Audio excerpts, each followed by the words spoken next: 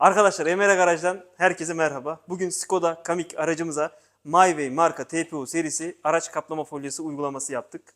Aracımızda çizilme testi yapacağız. Detaylı bir şekilde sizin görebileceğiniz şekilde kameramızı ayarlayacağız. Kullanacağımız malzeme görmüş olduğunuz gibi tel fırça. Bununla arabamızı çizeceğiz ve çiziklerin nasıl gittiğini detaylı bir şekilde göreceksiniz. Bakın şöyle göstereyim, tam ışık üzerinden yapalım. İstediğiniz kadar çizebilirsiniz. Kesinlikle üzerinde herhangi bir çizik kalmaz. Ayrıyetten su kaydırma özelliğini göstereceğim size. Görmüş olduğunuz gibi kesinlikle üzerinde su bırakmıyor. Suyu çektiğimiz zaman üzerinde sadece damlaları görüyorsunuz.